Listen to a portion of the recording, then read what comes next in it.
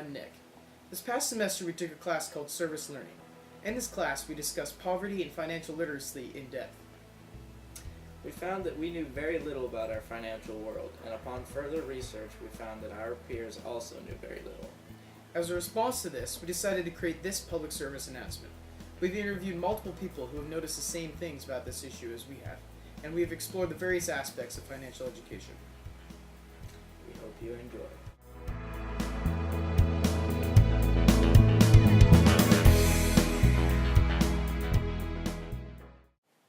In 2010, college seniors graduated with an average of $25,250 in student loan debt, up 5% from the previous year. A 2008 study showed that average credit card debt has increased 47% between 1989 and 2004 for 25 to 34-year-olds and 11% for 18 to 24-year-olds. Nearly 1 in 5 18 to 24-year-olds is in debt hardship, up from 12% in 1989. A recent poll by YoungMoney.com found that only 24% of people feel that they have a decent knowledge of personal finances. Now, many people would accredit these staggering numbers and this rise in insecurities to the fact that we are in the middle of a recession. But that doesn't get to the core of the issue. The issue is that a large percentage of our population is significantly financially illiterate, and that is what we need to address. Given this information, we decided to quiz students in our own school to gauge their level of financial literacy. You can see for yourself how that went. This literally is gonna. What does delinquency mean? How well did you do? I probably failed it. Dylan said awful. So Dylan here thought he did awfully. That's great. It's a good job, huh? Well, I thought I did well and got 20, so. You got a 20? Yeah, 20%. Yeah. Alright, which answer best represents the three most common forms of retirement plans? That was a 1040 XD. Alright, it's definitely not that. The NASDAQ, okay, it's definitely one. Yeah, this is Why do you think we're giving you this quiz, Lauren? Prepares for our future. I got an A+ on this. When we're old, we're gonna need to know this shit. Yeah. Whoa. The quiz was simple, with 4 multiple choice questions and 1 fill in the blank. The questions went as follows. Which answer best represents the 3 most common forms of retirement plans? What is the difference between a fixed rate and a variable rate? What is a mortgage? What is the difference between net income and gross income? What is the difference between a credit card and debit card? The quiz had an average of 56%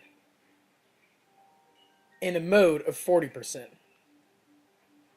The question now is, what do these scores mean, and how are we to interpret them? To help answer that question, we've employed the help of 2 seasoned veterans in the area of financial literacy education, as well as 2 young adults who are still figuring out their financial futures. What is your reaction to these scores? I'm not surprised. I have, in my experience as a teacher, what limited units of lessons in class we've conducted or I've conducted regarding financial literacy, even the brightest students are woefully missing the boat regarding basic terms and concepts. I'm not surprised. I'm disappointed, but I'm not surprised. I think the reality is it gets back to kids are not getting the tools and resources to access financial education that they need.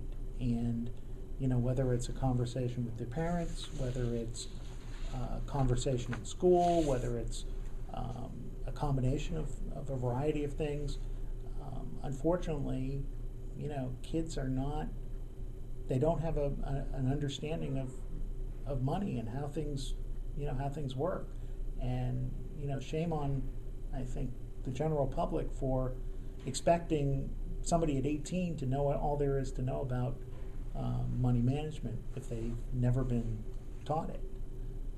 So again, I'm not surprised, but I'm disappointed, and I think we need to do better. We have to do better. Based on these scores, do you believe that students at BHS are ready to make the move to college and financial independence? The blanket answer is no. But I tend to be more of an optimist. And, I think take advantage of as many, ask questions that you can. Take advantage of resources available. There are tons of free resources and tools.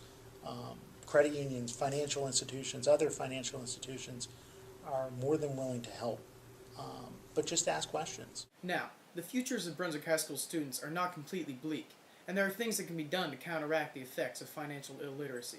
But before we discuss that, we need to discuss how finance affects young adults, and what financial hardships a young adult faces in the real world.